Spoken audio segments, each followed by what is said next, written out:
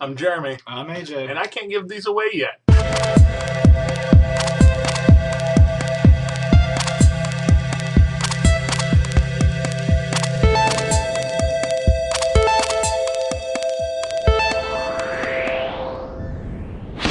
And why, you may ask?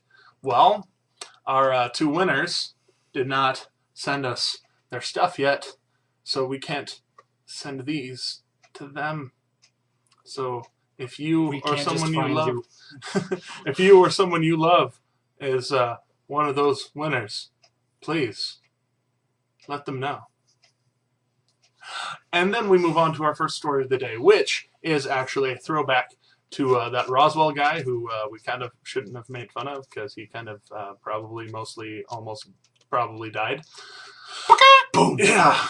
Apparently, there's a little more to the story. He actually had been fighting the city of Roswell about both the fact that he had chickens on his land and then the fact that they wanted his land for like a city park or something. So they like got him on a technicality and put him in prison for a while, and then he had back mortgage and taxes and stuff, and so they got him on the back mortgage and taxes while he was in jail, and then he was released from jail. And then I mean, that would make my head explode, so evidently just made him explode, made him want to explode, and thusly he made that happen. You know, they took his chickens away while he was in jail. They, basically evicted him from his land. Yeah, it's bad. It's a bad deal all around. And the moral of the story is eminent domain is a absolute danger to liberty. Most definitely. Done. All right. Trayvon Martin, because we just can't get rid of the Trayvon Martin stories. And I'm going to cover this as fast as possible, otherwise I'm going to blow up. So basically last week we talked about how they had video of Zimmerman right after the crime, or supposed crime, whatever you want to call it, not being injured like he said he was. ABC's gone through and enhanced the video, and it found wounds possibly on his head, which also could just be a problem with the enhancement program. So who knows? Nobody really knows.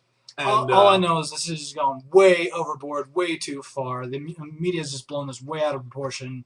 Please, people, just stop looking at it. I know we just covered it, but yeah, I mean, just let it be.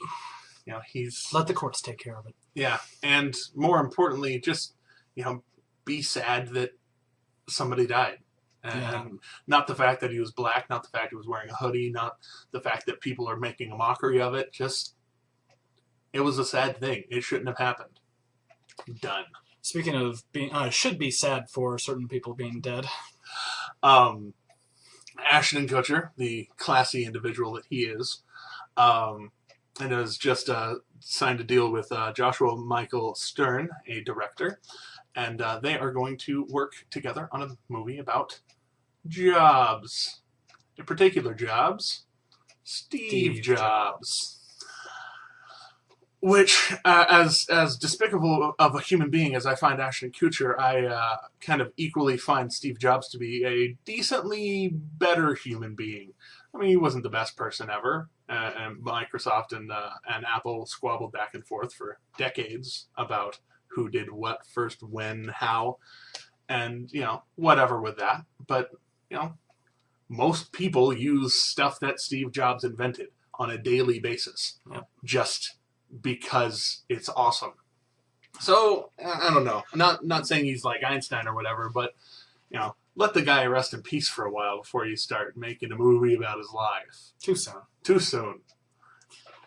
Alrighty. Well, the 1940 census is out. Just been released, and it is being compared to the 2010 census.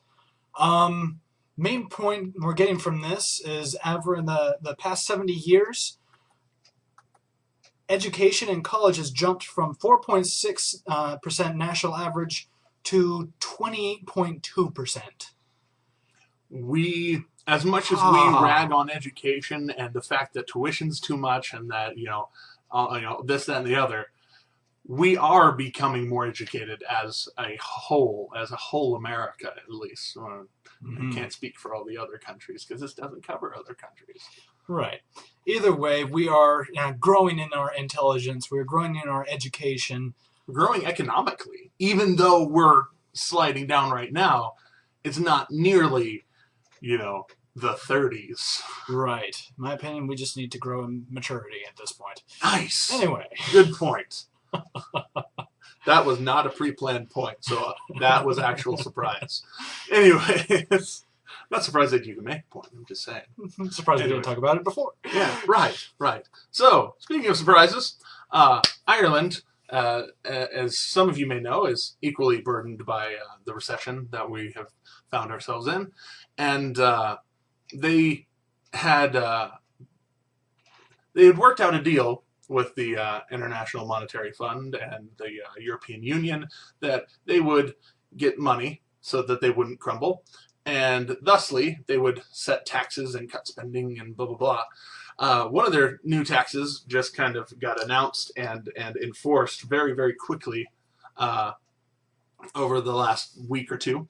And this past Saturday, happy birthday, by the way. Oh, right. Yeah, it was my birthday. This past Saturday, they tried to collect, and about 5,000 households an hour, paid.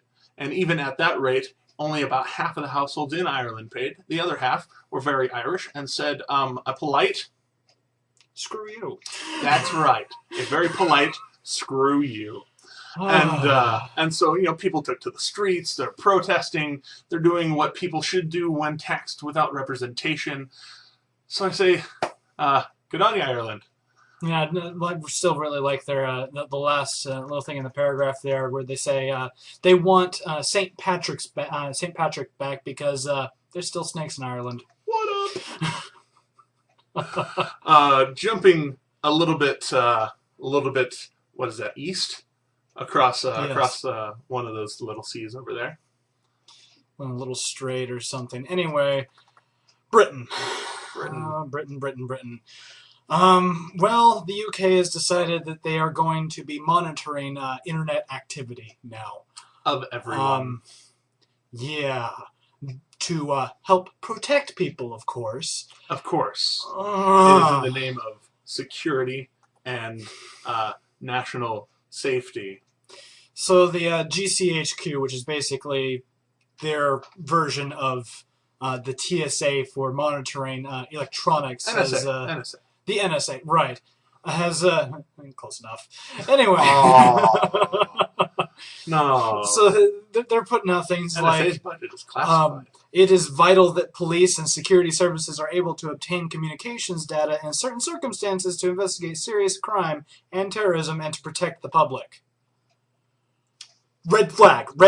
Big, huge red flag for totalitarianism right there. This is a huge step towards government control. One of our founding fathers said it best: those who sacrifice liberty in the name of security deserve neither. And will receive neither. Either way.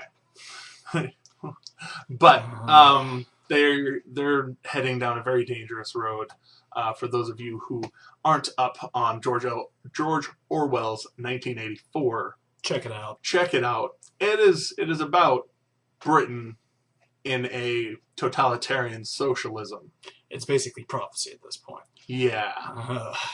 So go learn about Airstrip 1 and try and prevent it for those of you who can. And in our last story of the day, if you just noticed cut, it's because we're having technical difficulties on our end. Sorry. We've actually covered this. Is the third time we've covered this now. Anyway. Third time. So here we go. President Barack Obama, who we love very, very much on this show. B.O. Anyway. He's had to return several large sums of money to campaign donors, most notably recently a woman by the name of Abake Asongba, who donated $50,000 and apparently embezzled $600,000 more than that in Florida, allegedly. And is indicted for it and spending it on a multi-million-dollar house over there. So I hope that house was worth it. I hope the house was worth it, because you're going to go to a special house for a long time. Keep you in irons and feed you crappy food. You just bought your way into prison. Well played. Also, $200,000 to the brothers, their names, there they are, the Cardona brothers, who have another brother who is wanted on federal drug charges. So let's hope that Obama's campaign people get their money straight and don't stop getting money from criminals. Yeah, criminals and alleged criminals and people who allegedly embezzled and all those things. So good luck, Mr. President. Either way, I'm Jeremy. I'm AJ. And these are extraordinary times. Send us your stories at allthingsextraordinary@gmail.com, and we will see you tomorrow. Beware.